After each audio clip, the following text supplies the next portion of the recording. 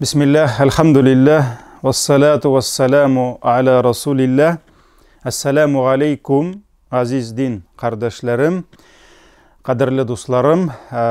Bugün Allah Teala tilese rızıklarını kengeytü sirlerinden biraz gına şitleşip alırız. Hem fitra sadakası turunda söyleşiriz. Biz indi sadakaga iki ders bağışladık. Şu an göre bu da rızıkını arttırığa, turmuşның bereketini bulduruğa bir sebep bulup tura. Elhamdülillah, izgi Ramazan ayın sağınıp gitken idik, sizmide kaldık, ol ötüp gitti. Jalil aytmışlı sağınıp gitken idik, zarıgıp bitken idik. Soңғы günler, aktık tünler, bir yaktan köngüllerimiz siyine, çünkü Allah Teala bizge bu yılda izgi Ramazan ayın isen emin көрерге nasip etti. Ramazanға kadar yaşau güne tugel, köpleri bizge anın urazasını tuturga, sağlık, selametlik, güç, kuvvet berdi. Çünkü kimlerdir uzgan yılını Ramazanını uraza tutkanlardır. Bu yıl isen sağ bulsalar da alarının belki uraza tuturluk, sağlıkları da jitmegendir. Şu an göre elhamdülillah köngüllerimiz bik şatlana, bik siyine, izgi konakını karşı aldık, konak itemiz, kişimizden kelgençe tırışabız. Lakin ikinci yaktan köngüller nindidir? Köngülde muңсулык бар. Elbette kaygırı var çünkü Allah Teala'nın bizge jiberilgen, bulak itip, nimet itip jiberilgen izgi konağı mene yolga çıgarga jiyina. Hem biz bilmeyiz. Ol özü bilen Rabbisi huzuruna, kapşıklarına neler tuturup gider iken. Çünkü urazasını tutsak da, namazların okurga tırışsak da, tillerimiz yalğanға kırı, özümüzde sizmezden, kimningdir gaybetin söylew, gaybetin tınlaw, kay vakit bik yaratabız şulay bit. Kim bilendir erleşuler, özümüzün edepsizligimiz, dırfalığımız sebepli tutkan urazalarımız açtırığa eylenip kalmadı miken. Hem Allah'ı huzuruna izgi konak bir ay urazalar bilen qaytıp getirmiken bizning. Alla indi bir ay aş buldu bu dip Allah Teala'ga qaytarıp jetkirir miken biz onu bilmeyiz. Şu an göre Peygamberimiz sallallahu aleyhi ve sellem aytgan qay bir uraza tutuşunun urazasıdır, ol açtırığınadır. Ol özün urazadadır böyle, lakin ol yok, ol aşırı, ol uraza tutmay. Tünlerin namaz okuşunundur. Qaybirlerinin de belki namazları da yıkısız kalgan tüngenedir.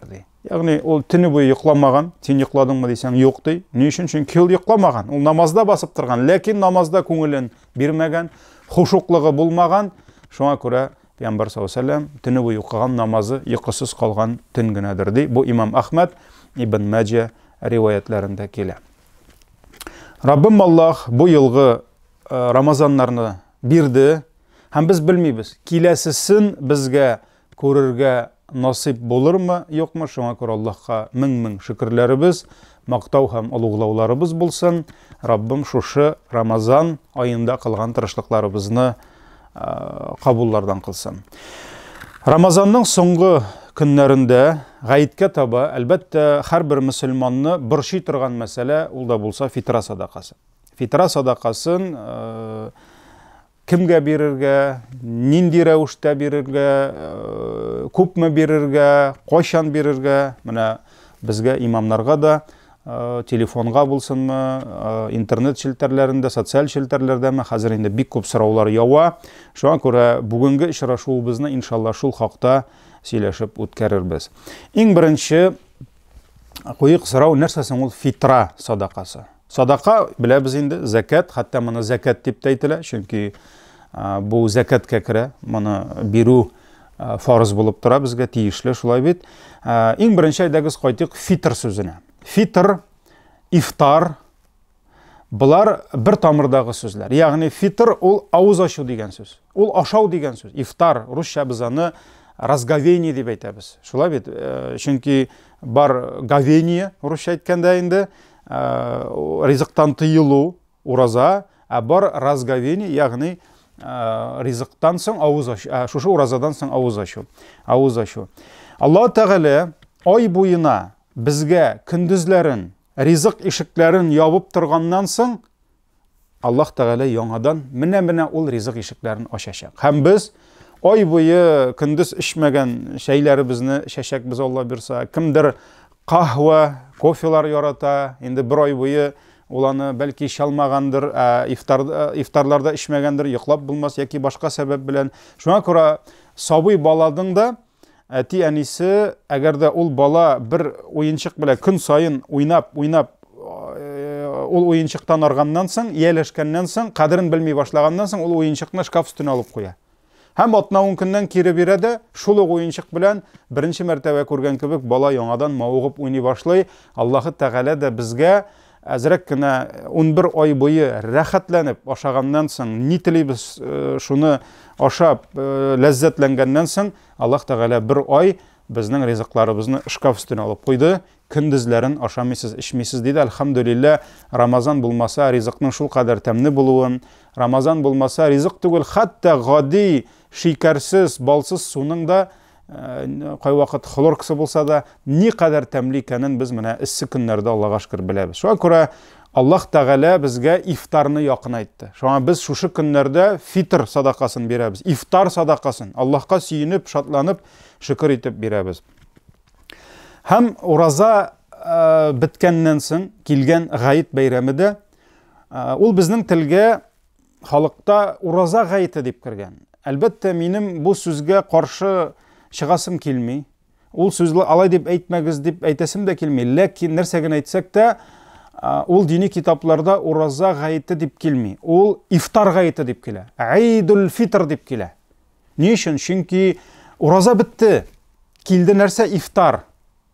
Ифтар гаиттә без ашыйбыз. Гомумән шәригать буенча беләбез, Гаит көнне ураза тотырга ярамый. Ни өчен? Чөнки ул ураза көне түгел, ул ашау, эчү көне, кунакка ирешү, кунак чакыру көне. Шуңа күрә ул ураза гаите дигәч, ул ашамау, эчмәү бәйрәме кебек килеп чыга. Ураза чөнки тыелу дигән сүз, шулай бит. Дөресрәк булыр иде ифтар гаите дип, ләкин минем инде хәзер татар халкына кергән бу төшенчәләрне үзгәртәсем килми, ләкин аның дөресе шул. Дөресе шул. Ул ифтар гаите булып тора. Фитр садакасының әйдәгез хикмәтенә кайтыйк әле. Аның хикмәте нәрсәдә? Аллаһ Тәгалә безгә нәрсәнедер кушкан икән, аның нигезендә ниндидер хикмәт ята. Аллаһ Тәгалә безне нәрсәдәндер тыйган икән, Аллаһ тик тымалга бер нәрсәне дә тыймый. Димәк, аның да хикмәте бар. Гомумән, без мөселманнар Аллаһка иман китердек. Аллаһ Тәгаләнең Әл-Хаким дигән хикмәт иясе, мудрый дигән сүз, хикмәтле дигән сифатына без инандык һәм без белергә тиеш шулай берне. Аллаһның бер нәрсәсе дә хикмәтсез булмый. Һәр бер әйбердә хикмәт бар. Аллаһ нәрсәнедер юктан бар иткән икән. Тормышта нәрсә ниндидер вакыйга булган икән, ниндидер русча әйткәндә ситуация булган икән, моның артында ниндидер хикмәт ята. Хикмәтсез берәйбер дә булмый. Шуңа күрә хәтта табигатьтә Аллаһ нәрсәләрнедер, ниндидер хайваннарны, ниндидер кошларны, ниндидер кай вакыт безгә ошамый торган бөҗәкләрне, чебен-черкиләрне һәм колорадский жукларны Аллаһ Тәгалә юктан бар иткән икән, бу хикмәтсез түгел. Раббана ма халакта хада батилан субханак. Коръәни Кәримдә без аят укыйбыз дуга, Раббым, син бер әйберне дә тиктималга булдырмыйсың. Шуңа күрә һәр мәхлукның аның үз тормышта күтәргән вазифасы, максаты, русча әйткәндә миссиясе бар, һәм ул шуңа күрә яратылган. Әгәр дә ул кирәк булмаса, ул яратылмас иде. Шуңа күрә бу табигатькә килгәндә, шәригатькә килгәндә, бар табигат, бар шәригат. Аллаһның кануннары, нәрсәдер ярый, нәрсәдер ярамый, нәрсәдер безгә мәҗбүри тиешле. Сиңа ошаса да ошамаса, әтияни хакы. Ул сөннәт түгел. Әтияни хакы ул нәфил түгел. Син телисеңме әтиянingni хөрмәт итәргә, теләмисеңме, Аллаһ синнән сорамый. Аллаһ Тәгалә әйтте, аларга изгелек кыл, уф дип тә әйтмә диде. Шуңа күрә ул фарыз. 5 вакыт намаз шулай. Менә шәригатьтә дә һәрбер хөкемнең артында хикмәт ята. Аллаһ нәрсәнедер мәҗбүри кушты икән, димәк ул мәҗбүри булырга тиеш. Аллаһ нәрсәнедер сөннәт итте икән, эшләсәң саваплы, эшләмәсәң гынахасы юк, димәк ул сөннәт булырга тиеш. Аллаһ нәрсәнедер харам кылган икән, димәк ул харам булырга тиеш, ул тыелырга тиеш, димәк анда безнең өчен зыян, димәк ул нәрсә безгә кирәкми, без аннан котылырга тиеш. Шуңа күрә Аллаһ Тәгаләнең фитра садакасын безгә бирүдә дә хикмәте бар. Хикмәте бар.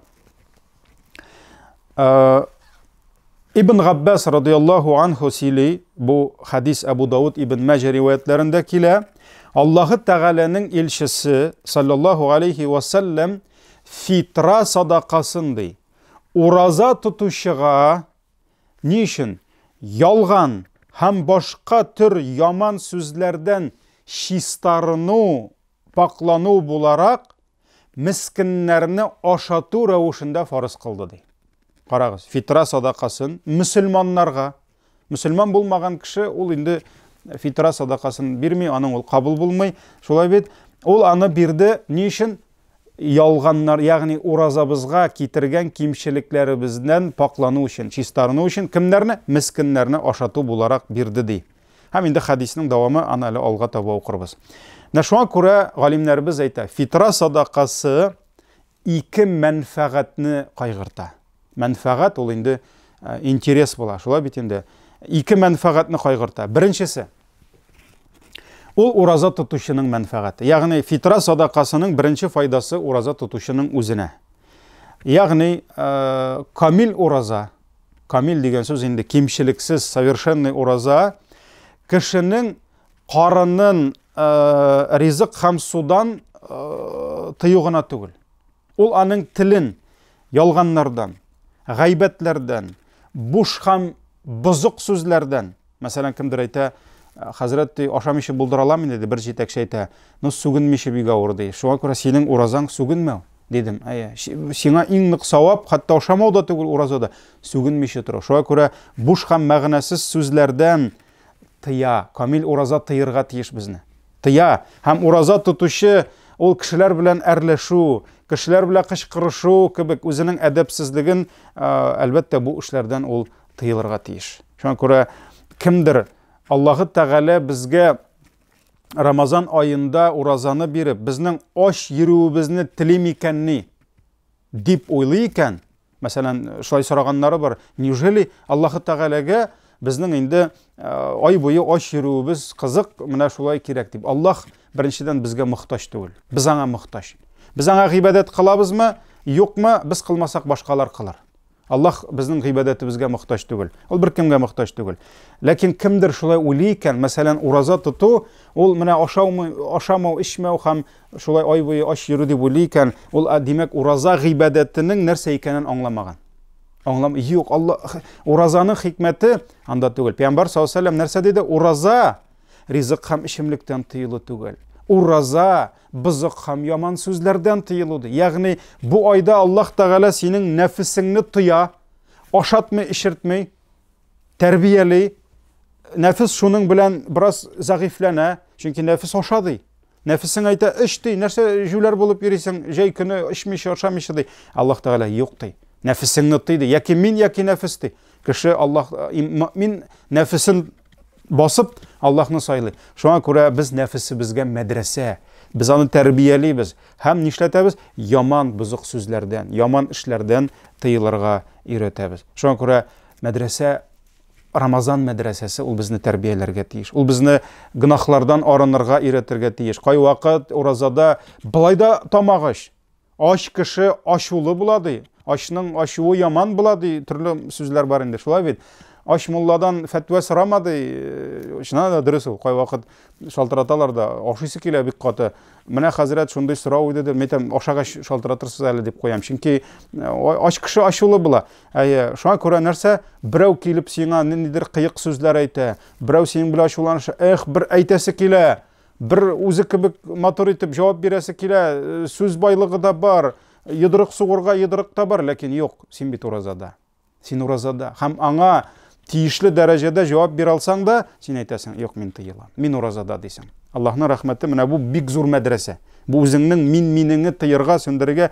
Шуңа күрә субханалла, әгәр дә кеше көне буе ризык һәм ичемлекләрдән тыела икән, әмма ләкин гынахлардан тыелмаса, димәк ул уразаның, Рамазанның төп максатын югалткан дигән сүз. Шуңа күрә субханалла, бер кеше көндезләрен хәләл икмәктән, чип-чиста сулардан тыелып та, кеше ите ашаудан тыелмаса, бу нинди ураза була?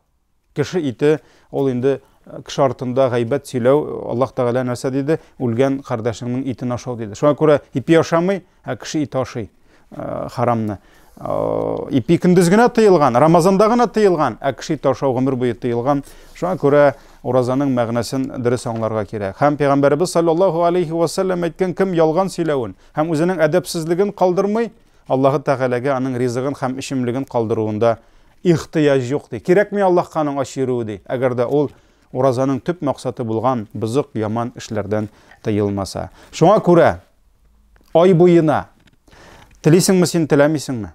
Ураза тотсаң да, ул уразада төрле тишек-тышыклар җыела. Каядыр түзмәдең, җавап бирдең.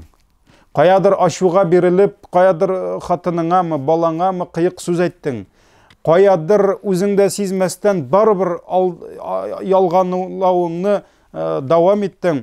Менә шул тишек-тышыкларга кәффәрәт, шпаклевка белән син сылыйсың фитра садакасы хисабына. Шуңа күрә фитра садакасы иң беренче кайгырта ураза тотучының мәнфәгатен. Шушы уразада булган кимчелекләрне яба. Икенчесе, әйтер идем, җәмгыять мәнфәгате, социальный мәнфәгат, интерес. Ни өчен? Чөнки мөселман кешесе ул үз кайгысы белән генә яшәп, ул үз карынын гына кайгыртырга тиеш түгел. Менә ни өчен фитра садакасын мәчетләргә бирелми? Хәтта без мәчетләргә җыйсак та, без аны айрым махсус урына куябыз, махсус әрҗә куябыз.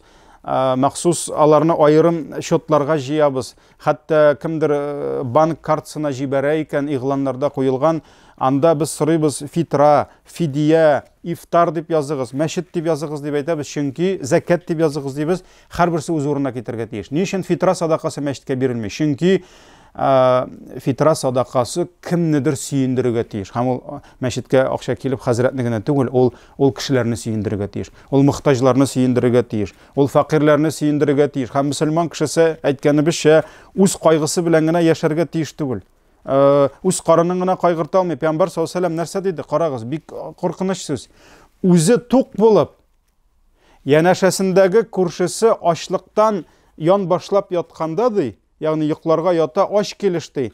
Әгәр дә тук, Пәйгамбәрбез әйтә, ян башлап ди, ягъни кырына ята ди. Әгәр дә тук булса, бәлки аркасына ятыр иде. Без бит тук булгач булай иттереп җыерлып ятмыйбыз. Шулай бит. Без рәхәтләнеп, киерле, рәхәт дип, кырсакларыбыз җәелеп китсен дип ятабыз. Шулай бит. Мин инде гадәттә үзем шулай әйтәм.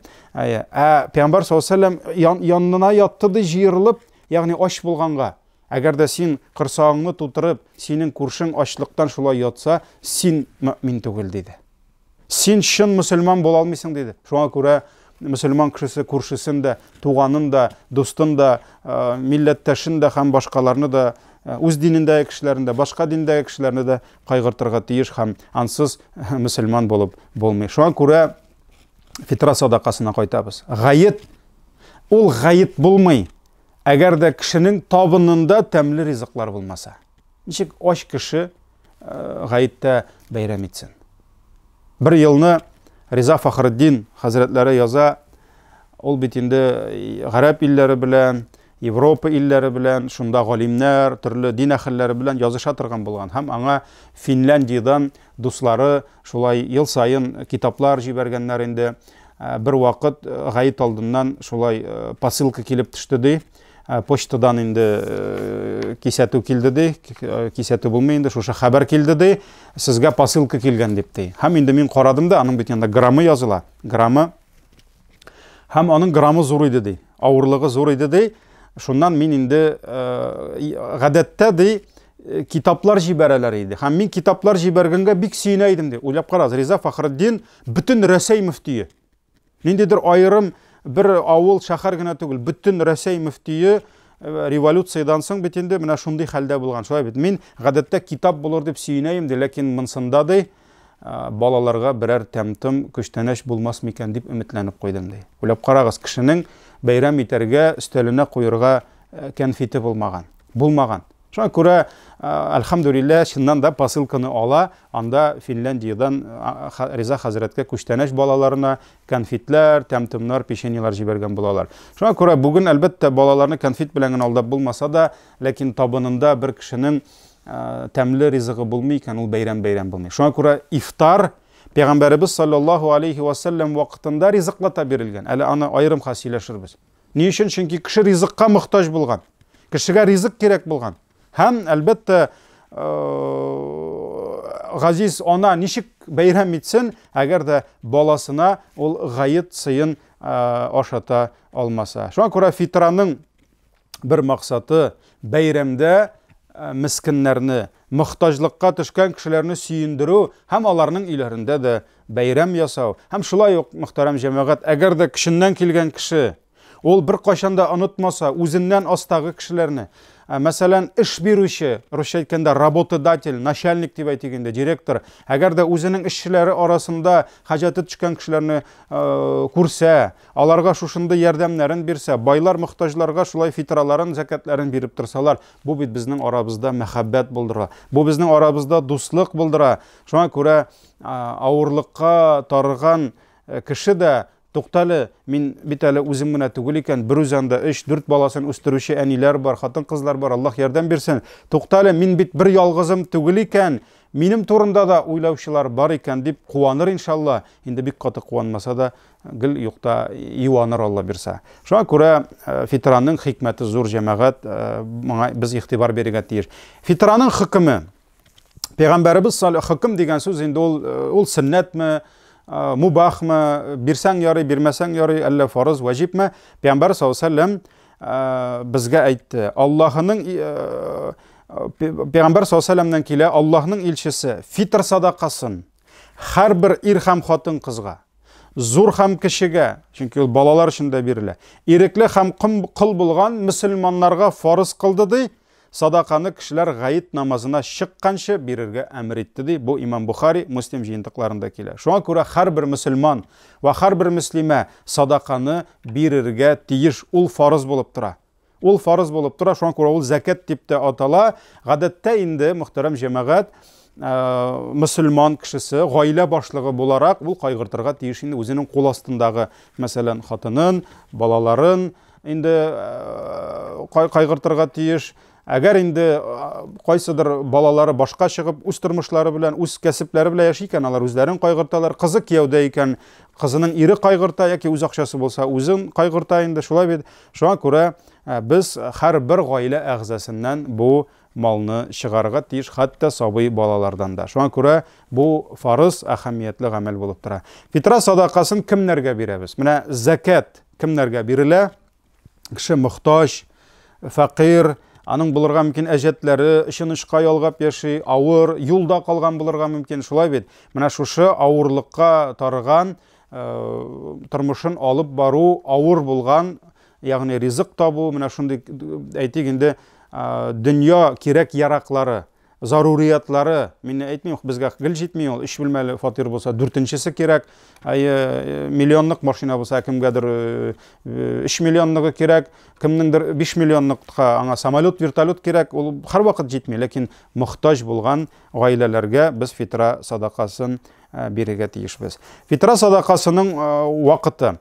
Инде кемнәр мохтаҗ дигәннән тагын инде берничә сүз әйтәсем килә. Мен гел мисал итеп китерәм инде вагазларда да, дәресләрдә дә күп кешеләр безгә сорау бирәләр. Бүген мохтаҗлар юк диләр. Мохтаҗлар бар әлбәттә. Чөнки кеше уйлый, бүген ул мохтаҗ, ул менә ашка үлеп ятырга тиеш. Менә теге Абдулла ибн Мубаракның хәлендәге кебек үлгән тавык җыеп ашый торган. Әлбәттә бүген 21-нче гасырда без яшибез Рәсәйдә. Нинди бай, нинди мул илдә, шуңа күрә инде ашка үлеп ята торган, менә хәзер синең ипиеңне кабада исән кала, андый кешеләр табу авыр. Ләкин һәр вакыт мохтаҗлык ул кайтты гырыф-гадәткә. Ул кайтты иленә карап.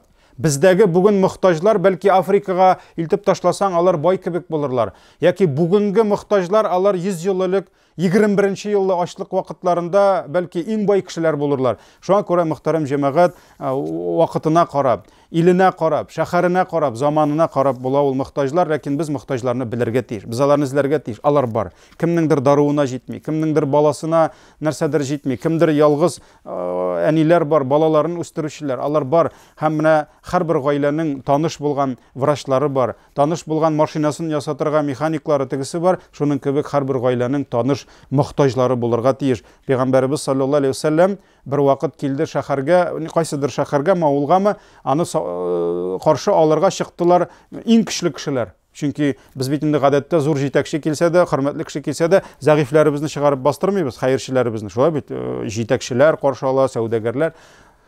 Ләкин Пәйгамбәр саллаллаһу алейхи ва сәллям нәрсә диде? Абгуни би дугафаикум диде. Китерегез әле миңа зәгыйфләрегезне ди. Каялар ди зәгыйфләр ди.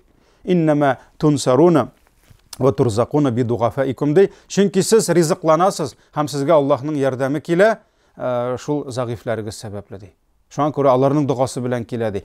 Әлбәттә, Аллаһ субханаху ва тааляның иман китергән бәндәләр аларның белергә тиеш. Баласын кая табибка илткән кебек, кая садакасын бирергә, кая ризыгын бирергә ул белергә тиеш. Фитра садакасының вакыты бар галимнәр ай буена бирергә ярый дип әйтәләр. Безнең инде Ханафи мәзһәбе галимнәре дә ай буе бирергә була ди, ләкин иң хәерлесе инде санала менә гаит алдыннан. Гаит алдыннан, чөнки гаиттә аның син биргән садаканың тәэсире калырга тиеш. Ай башында биреп, инде ул аны күптән аша бетергән, ниткән гаиттә бер нәрсә юк. Ничектер фитр садакасының максаты фитр көненә калмый, ифтар гаитенә калмый. Шуңа күрә хәерле бер көн, 2 көн кала, менә без бүген инде 27-нче көндә 28-нче кичә була, иртәгә 28-нче көн, 29 көн, ләкин садака бирелергә тиеш гаит намазына кадәр. Гаит көненә кадәр бирелергә тиеш. Ибн Габбас радиллаһу анһу тапшыра, Аллаһның илчесе фитр садакасын ураза тутучыга ялган һәм башка төр яман сүзләрдән чистарыну буларак мискиннәрне ашату итеп фарыз кылды дидек, монысын укыдык инде. Һәм кем аны гаит намазына кадәр бирә, бу кабул була торган садака диде. Кем гаиттән соңга калдыра, ул аның гади садакалардан китә ди. Шуңа күрә кемдер гаиткә кадәр бирә икән, ул кабул була, гаиттән соң барыбер бирергә кирәк, ләкин инде ул фитра садакасы булмый. Ул инде башка була. Шуңа күрә менә бу да бик мөһим. Күпме аның күләме? Әйткәнебезчә, Пәйгамбәр саллаллаһу алейхи ва сәллям вакытында фитра садакасы акча белән бирелмәде. Ул бирелә иде азык-төлек белән, бодай белән бирелде, арыш, арпа белән бирелде, он белән бирелде, хөрмә, финик белән бирелде, кипкән, ничек әйтергә, эремчек бар иде, шуның белән. Ләкин галимнәребез әйтә, инде фитра садакасын җирлектә кулланыла торган, ашала торган һәм шул заманада кулланыла торган гадәти ризыклардан бирергә була ди. Мәсәлән, бүген бит инде без каядыр фермерларга барып, яки колхозга, авылга барып, без капчыгы белән бодай алып кайтып, казанда таратсак, безне инде дөрес аңламаслар. Шулай бит. Ни өчен? Чөнки бүген бодайны беркем дә ашамый. Беркем дә аны өйдә тартып утырмый. Бүген арышны да беркем дә ашамый. Әле бүгенге кайбер мөхтаҗларга он бирсәң дә алмаска мөмкин. Шулай бит. Шуңа күрә гадәти ризыкларга алырга кирәк актуаль булган, кирәкле ризыкларны. Мәсәлән, нигә бирмәскә дөге белән?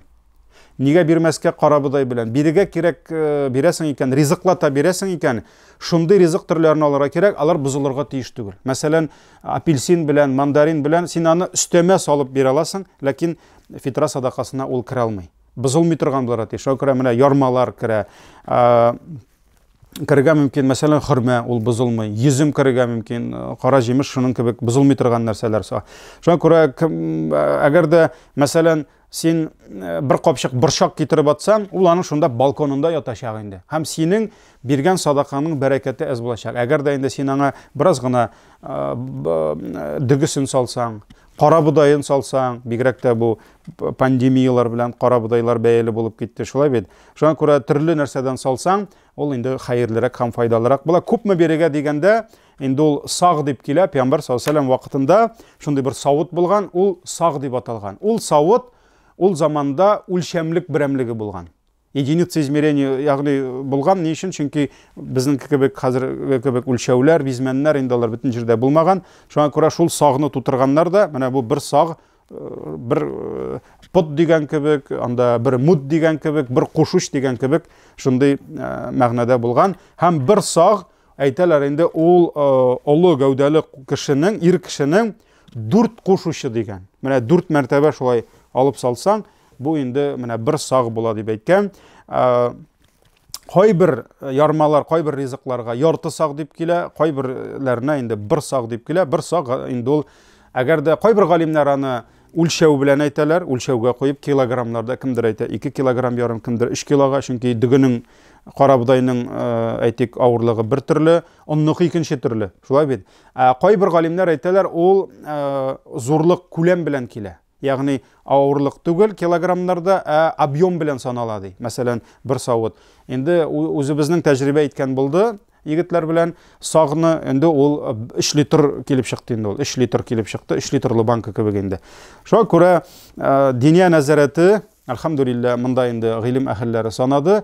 Безнең мәзһәбебездә аны акчалата да бирергә була. Бигрәк тә менә хәзер инде чыгып йөреп булмаганда акчалата да бирергә була. Шуңа күрә диния нәзарәте инде ничә ел куя 100 сумнан алып 600-га кадәр.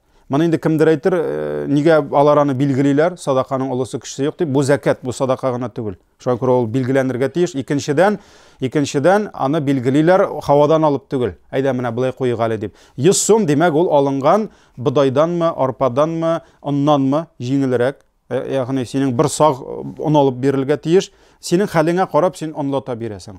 Кемдер бирергә мөмкин дөгеләтә, карабудайлата, кемдер бирергә мөмкин йөземләтә, шуңа күрә 600 сумга кадәр. Менә һәркем үзенең хәленә карап, әгәр дә син бар икәнсең, хатының менә 2 саг, һәм инде синең 3 балаң мәсәлән бар икән, димәк 5 кеше исеменнән син 500 сумнан алып, кемдер 200 сумнан алып бирергә мөмкин 1000 сум, инде шулай итеп ул чыгарырга тиеш. Һәм әлбәттә инде мөхтаҗларны кайтканда инде тагын шуны әйтик, үзебез яшәгән җирлекне карыйк күбрәк, үзебез тирәсендәге кешеләргә ярдәм итик, чөнки әгәр дә синең үз авылыңда, үз җирлегеңдә ярдәмеңә мөхтаҗ кешеләр бар икән, син инде каядыр чыгып мөхтаҗларны башка җирдән эзләп бирсәң, ул инде әлбәттә дөрес булмый. Инде булай кая тапшырырга дигәннән, без инде үзебезнең мәчеттә мөхтәсибәттә билгеләдек ул нәрсәләрне. Теләгән кешегә без аны гаеткә хәтлек Алла бирсә таратып бетерәбез. Аннары соң инде башка мәчетләр, мәсәлән, Казанда менә җыя торган мәчетләр бар, шушы эшне оештыра торган егетләребез, кызларыбыз бар. Алар аша да эшләргә була. Шуңа күрә Аллаһ Тәгалә кабуллардан кылсын. Иншалла, исән-имин шушы уразаларыбызны тотып, фитра садакаларыбызны биреп, исән-имин Аллаһы каршында бурычларыбызны үтәгән хәлдә ураза гаетләрен, ифтар гаетләрен каршы алып бәйрәм итәргә насыйп итсен. Исән-имин булыгыз. Ассаламу алейкум ва рахматуллаһи ва баракатуһ.